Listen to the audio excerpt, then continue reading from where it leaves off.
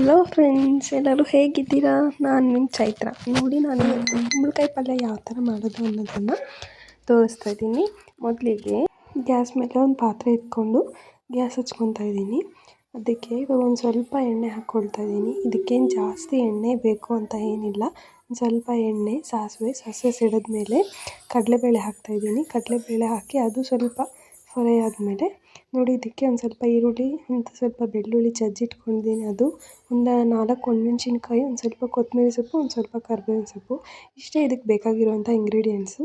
ನೋಡಿ, ಇವಾಗ ಒಂದು ಸ್ವಲ್ಪ ಒಂದು ಈರುಳ್ಳಿ ಉದ್ದುದಕ್ಕೆ ಕಟ್ ಮಾಡಿ ಇಟ್ಕೊಂಡಿದ್ದೀನಿ. ಅದನ್ನು ಸಹ ಗೋಲ್ಡನ್ ಬ್ರೌನ್ ಆಗೋ ತನಕ ಫ್ರೈ ಮಾಡಿಕೊಂಡು ಒಂದು ಗಡ್ಡೆ ಆಗೋಷ್ಟು ಬೆಳ್ಳುಳ್ಳಿನ ಬಿಡಿಸಿ ಜಜ್ಜಿಟ್ಕೊಂಡಿದ್ದೆ. ಅದನ್ನು ಸಹ ಅದಕ್ಕೆ ಹಾಕಿ ಫ್ರೈ ಆಗೋ ತನಕ ಫ್ರೈ ಮಾಡ್ಕೋಬೇಕು. ಅದನ್ನು ಫ್ರೈ ಮಾಡಿಕೊಂಡು ಅದಕ್ಕೂ ಒಂದು ಸ್ವಲ್ಪ ಬಿಡಿಸಿಟ್ಕೊಂಡಿದ್ವಲ್ಲ ಒಣಮೆಣ್ಸಿನ್ಕಾಯಿ, ಕರ್ಬೇವಿನ ಸೊಪ್ಪು, ಅದನ್ನು ಹಾಕಿ ಅದು ಒಂದು ಸ್ವಲ್ಪ ಬಾಡೋ ತನಕ ಫ್ರೈ ಮಾಡ್ಕೋಬೇಕು. ಫ್ರೈ ಮಾಡ್ಕೊಂಡಿದ್ದಾದಮೇಲೆ ನಾನಿಲ್ಲಿ ಒಂದು ಅರ್ಧ, ಯಾಕಂದರೆ ನಮ್ಮ ಮನೇಲಿ ಸ್ವಲ್ಪ ದೊಡ್ಡದು ಕುಂಬಳಕಾಯಿ ತಂದಿದ್ದು, ಒಂದು ಅರ್ಧ ಕಟ್ ಮಾಡಿಕೊಂಡು ಅದನ್ನು ಸಿಪ್ಪೆ ತೆಗೆದ್ಬಿಟ್ಟು, ಸಿಪ್ಪೆ ತೆಗ್ದಿಲ್ಲ ಅಂತಂದರೆ ಅರ್ಧಂಬರ್ಧ ನೀವು ಯಾವ ಥರ ಆದರೂ ಬೇಯಿಸ್ರಿ, ಅರ್ಧಂಬರ್ಧ ಅನಿಸುತ್ತೆ, ಸರಿಯಾಗಿ ಬೇಯೋದೇ ಇಲ್ಲ. ಅದಕ್ಕೋಸ್ಕರ ನಾನು ಸಿಪ್ಪೆ ಎಲ್ಲ ತೆಗೆದು ನೋಡಿ, ಈ ಥರ ಸಣ್ಣ ಸಣ್ಣಗೆ ಉದ್ದುದಕ್ಕೆ ಕಟ್ ಮಾಡಿ ಇಟ್ಕೊಂಡಿದ್ದೀನಿ.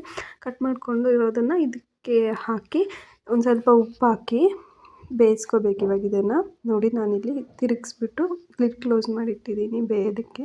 ಮತ್ತು ಅದನ್ನು ಆವಾಗವಾಗ ಲಿಡ್ ತೆಗೆದು ಒಂದು ಸ್ವಲ್ಪ ಎಲ್ಲ ಒಂದೇ ಸಮನೆ ಬೇಯಬೇಕು ಅನ್ನೋದಕ್ಕೋಸ್ಕರ ಆವಾಗವಾಗ ಕೊಡ್ತಾ ಇರಬೇಕು.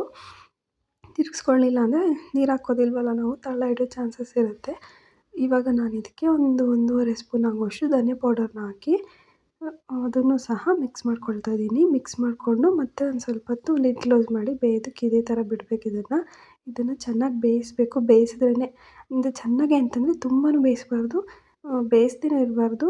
ಒಂದು ಸ್ವಲ್ಪ ನೋಡಿಕೊಂಡು ಟೇಸ್ಟ್ ಮಾಡಿ, ನಿಮಗೆ ಗೊತ್ತಾಗುತ್ತೆ ಅವಾಗ ಯಾವ ಥರ ಇದೆ ಅಂತಂದ್ಬಿಟ್ಟು. ಆವಾಗ ಚೆನ್ನಾಗಿ ಅನಿಸುತ್ತೆ. ಇದು ಚಪಾತಿಗೆ, ಪೂರಿಗೆ ಚೆನ್ನಾಗಿರುತ್ತೆ. ಒಂದು ಸತಿ ಟ್ರೈ ಮಾಡಿ ನಿಮ್ಮ ಮನೆಯಲ್ಲೂ. ಹೇಗಿದೆ ಅಂತ ನನಗೂ ಕಮೆಂಟ್ ಮಾಡಿ ಫ್ರೆಂಡ್ಸ್. ಮತ್ತು ನನ್ನ ಚಾನಲ್ನ ಇನ್ನೂ ಯಾರೆಲ್ಲ ಸಬ್ಸ್ಕ್ರೈಬ್ ಮಾಡ್ಕೊಳ್ಳದೆ ನೋಡ್ತಾ ಇದ್ದೀರಾ, ಪ್ಲೀಸ್ ಸಬ್ಸ್ಕ್ರೈಬ್ ಮಾಡಿಕೊಂಡು ನೋಡಿ. ಮತ್ತು ಈ ವಿಡಿಯೋ ನಿಮ್ಗೆ ಇಷ್ಟ ಆಗಿದ್ದರೆ ಲೈಕ್ ಮಾಡಿ. Thank you.